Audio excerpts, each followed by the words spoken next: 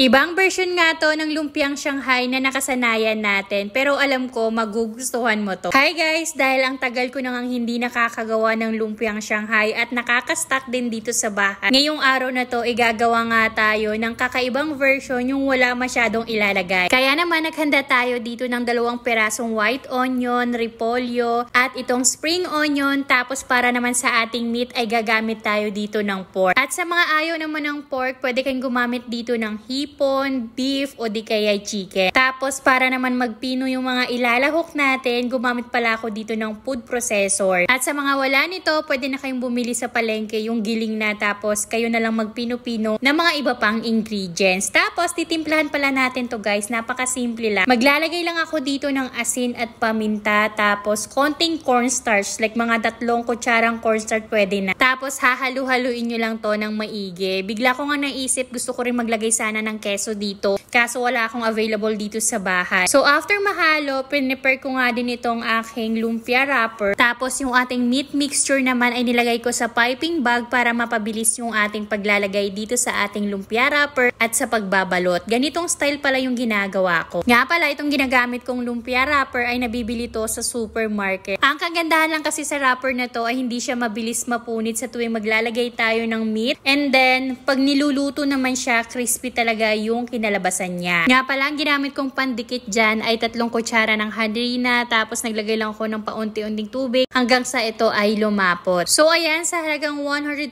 pesos na karne, nakagawa nga tayo dito ng malalaki na lumpiang Shanghai na 25 pieces. So tamang-tama lang yung lumpia wrapper na nilabas ko kanina. And after nyan, syempre, pinrito na natin yan kasi ito yung uulamin ni Hana ngayong tanghalian. Kita nyo yan guys, napakaganda ng pagkaprito natin. Maraming salamat!